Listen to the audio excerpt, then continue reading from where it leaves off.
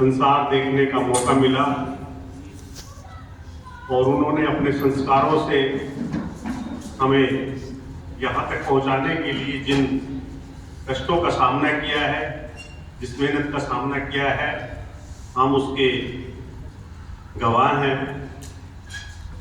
यहाँ पर मौजूद हमारे बहुत ही आदरणीय सेवानिवृत्त जिला शिक्षा अधिकारी सतवीर शिवाज जी, जिन्होंने एक बड़े भाई की तरह से वो मेरे साथ रहे और मुझे हमेशा अपने छोटे भाई की तरह रखा। और जो यहाँ मन से जो बातें कही जा रही थी, मैं तो ये मानता हूँ कि वो सारी जो ट्रेनिंग थी वो शिवाज साहब मुझे ऑलरेडी देकर गए हुए थे। तो चाहे मैं किसी भी जिले में रहा, मैंने अपने वरिष्ठ जनों से जो सीखा वही मैंने क्रियान्वित किया। मैं यहाँ पर मेरे सभी परिवार के सदस्य भी आए हुए हैं, संबंधी भी आए हुए हैं, मेरे बहुत अजीज साथी जिनके साथ मैं पिछले लगभग 32-33 सालों से जिनके साथ कंटिन्यू काम करता रहा हूँ। बहुत सारे चेहरे ऐसे हैं, मैं इनका नाम लेना शुरू करूँगा उसमें बहुत टाइम भी लग जाएगा। कटारिया जी हैं, रामवीर जी हैं, प्रमोद जी हैं, हमारे जोगेंद्र जी हैं, हमारे डॉक्टर राजेंद्र जी जो मन संचालन कर रहे थे, बलवीर सिंह जी जो अभी फरीदाबाद से आए और एकदम से इन्होंने यहाँ पर अपनी छवि छोड़ी, हमारे राजकुमार जी, सुनील दत्त जी, भाटिया जी, हमारे मेहताब जी, हमारे डाइट परिवार, हमारे कृष्ण जी, हमारे महिला विभाग में हमारे लाली देवी जी और हमारी बहन जो प्रिंसिपल हैं बेरी बॉय स्कूल में, ये सभी ऐसे साथी हैं जो लगातार जिनके साथ काम करने का अवसर मिला है। और मैं ये बात कहना चाहूँगा कि भाई मन से जिन जिन साथियों ने ये कहा कि भाई अच्छा काम हुआ है, तो मैं यकीन करके मानिए ऐसा तो कोई अलग से तो कोई काम हमने किया नहीं। ये जितने भी यहाँ पर वक्ता आए थे वो मुझसे विशेष स्नेह रखते हैं, मुझसे विशेष प्रेम करते हैं, इसलिए उन्होंने जरूर मेरे प्रशंसा में ये सब बातें कही। उसके लिए मैं दिल से इनका शुक्रगुजार हूँ। हमारे फिलहाल मेरे पास 3 कार्यालय थे, जिला शिक्षा अधिकारी कार्यालय, जिला मौलिक शिक्षा अधिकारी कार्यालय और हमारा जो डाइट मासोली का कार्यालय। इन तीनों कार्यालय के जो स्टाफ हैं वो यहाँ आए हुए हैं, तो भाई मैं उनका विशेष रूप से इसलिए शुक्रगुजार करता हूँ क्योंकि इन्होंने मुझे कभी भी किसी भी तरह से ये नहीं महसूस होने दिया कि मुझे कभी ये लगा हो कि काम क्या दिखता है। एक इतनी जबरदस्त टीम, जैसे शिवाज साहब अपना साझा कर रहे थे अपना अनुभव, कि भाई इतनी जबरदस्त टीम झज्जर के अंदर है कि हर काम जो है वो एक सिस्टम के तहत जो है वो अपने आप होता है। तो यहाँ नेतृत्व करना बहुत ही आसान है। हमारे सुनील जी बता रहे थे कि भाई लगातार हमारी जो डाइट है, झज्जर की डाइट, वो पूरे राज्य भर में पहले स्थान के ऊपर अपना स्थान रखते, तो उसके लिए पूरी डाइट टीम जो बैठी है वो बहुत ही प्रशंसा की पात्र है। ये लोग वास्तव में बहुत कठोर मेहनत करते हैं। मैं तो इनके साथ इतना ही जुड़ा रहता हूँ कि जब भी मुझे आदेश करते हैं मैं इनके बीच चला जाता हूँ। जैसे हमारा डिस्ट्रिक्ट एजुकेशन ऑफिस है, बहुत साथी बड़ी मेहनत करते हैं। शाम के 6 बजे तक जब मैं ऑफिस से उठता था तो मुझे वो साथी बैठे हुए मिलते थे। हमारे जिला मौलिक शिक्षा अधिकारी के साथी बैठे हुए हैं। देखो भाई, मैं आपको निसंकोच एक बात बताना चाहता हूँ, मतलब बहुत सारों को, मुझे भी, मैं भी उनके साथ मिल रहा। कई बार हमें ये भ्रम रहता था कि भाई जिला शिक्षा अधिकारी कार्यालय तो ठीक काम करता है, मगर जिला मौलिक शिक्षा अधिकारी कार्यालय में काम देर से होता है या थोड़ा उनको कराने में उनको थोड़ा ज़्यादा समय लगता। मगर ये सच्चाई मैं आपको बता देता हूँ कि भाई जब से मेरे पास सुभाष भारद्वाज जी का ट्रांसफर होने के बाद जिला मौलिक शिक्षा अधिकारी कार्यालय मेरे पास आया था, मैं हकीकत में आपको बताता हूँ, बिना निसंकोच, बिना लाग लपेट के बताता हूँ, मुझे कभी किसी काम के लिए जिला मौलिक शिक्षा अधिकारी की तरफ से कभी परेशानी नहीं आई।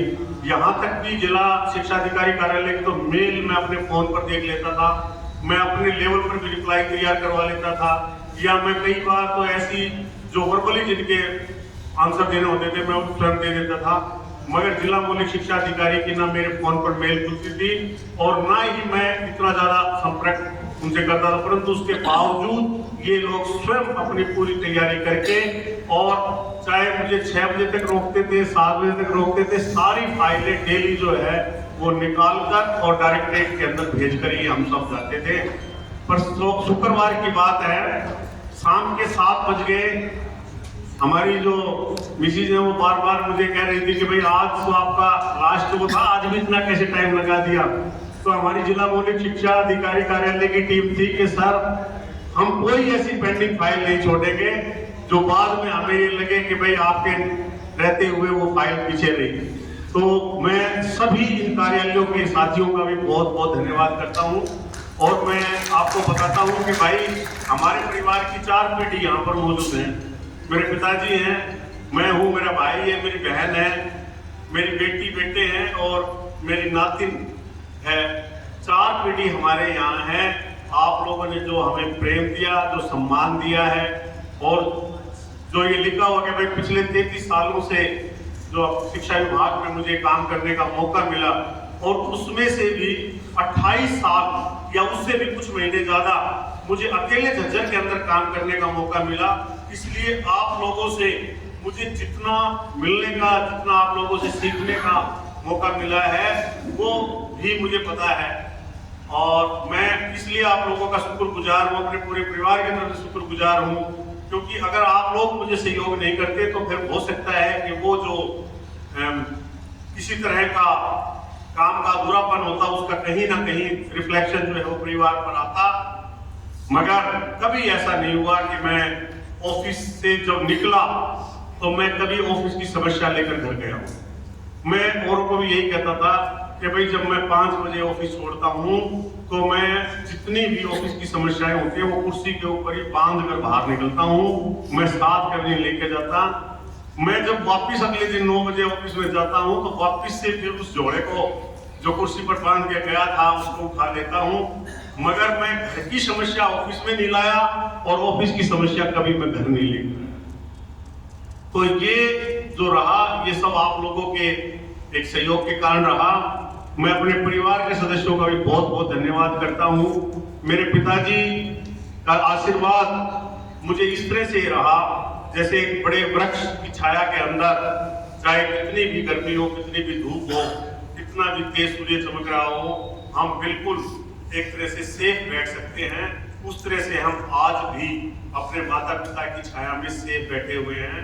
मैं आपको सच्चाई बताता हूँ, अभी पिछले साल मेरी माताजी का देहांत हुआ है, आप सबको पता है। मैं अपनी माताजी से एक आत्मिक रूप से, मैं आपको सच्चाई बताता हूँ, जो आत्मिक रूप से, क्योंकि हर इंसान माँ से जो है वो ज्यादा जुड़ता है, तो मैं अपनी माता से आत्मिक रूप से बहुत ज्यादा जुड़ा हुआ था। मैं उनकी कमी को कभी पूरा नहीं कर सकता, वो मुझे हमेशा याद रहेगी। जब तक मैं इस धरती पर हूँ, जब तक मेरे शरीर में प्राण है, मैं अपनी माँ को कभी नहीं भूल पाऊंगा। आज भी मैं ये महसूस कर रहा हूँ कि मेरे पिताजी के साथ मेरी माँ भी बैठी हुई है और वो भी मुस्कुराकर मुझे आशीर्वाद दे रही है, और मैं अपने दोनों माता पिता को नमन करता हूँ। और मैं आपको एक सच्चाई बताता हूँ कि मैं क्यों विभाग को इतना समय दे पाया। मेरे बच्चे कब बड़े हुए मुझे नहीं पता।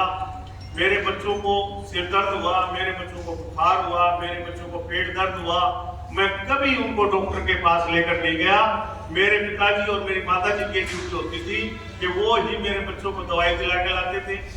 मैंने कभी घर का काम जो है वो मैंने कभी संभाला नहीं। और सच्चाई तो ये है कि जब मैंने बिटिया की शादी की, मुझे यही नहीं पता कि भाई वो शादी मेरे माता पिता ने भी की और उन्होंने जो है वो लड़का सिलेक्ट किया, उन्होंने शादी की। मेरी माता जी तो मुझे इस तरह से डांटती थी जैसे एक छोटे बच्चे को डांटते। और मेरी बिटिया जो अभी आपसे रूबरू हुई, ये कई बार अपनी दादी को कहती थी कि माँ आपको पता है मेरे पापा डिस्ट्रिक्ट एजुकेशन ऑफिसर हो, आप इतनी बुरी तरह से मेरे पापा को डांट देती हो। तो मेरी माँ हमेशा ये कहती थी डिस्ट्रिक्ट एजुकेशन ऑफिसर हो वो अपना दफ्तर में, वो राजस्थानी था उनके, वो राजस्थान से थी, वो कहती थी डिस्ट्रिक्ट एजुकेशन ऑफिसर हो वो अपना दफ्तर में। मेरे घर में तो मेरा छोरो है और मैं तो अपने छोरे को अपना छोरा ही समझ कर डांटूंगी। तो वो जो उनका स्नेह था वो कभी नहीं भुलाया जा सकता। तो मेरे माता पिता ने आज तक मुझे ये नहीं महसूस होने दिया है कि मेरे बच्चे की जिम्मेवारी क्या है या मेरा अपने घर के अंदर मेरा क्या दायित्व है। मेरी अर्धांगिनी कविता जी यहाँ पर बैठी हुई है। हालांकि मैं आपको सच्चाई बताता हूँ भाई, हमारे देखो पुरानी सामाजिक रीति रिवाजें हैं और मेरा समाज ज्यादा पढ़ा लिखा नहीं है। तो मेरे नाना जी क्योंकि राजस्थान के थे तो राजस्थान समाज से जुड़े हुए थे, तो वो एक बात कहते थे कि भाई पत्नी की प्रशंसा करनी चाहिए बुढ़ापे में।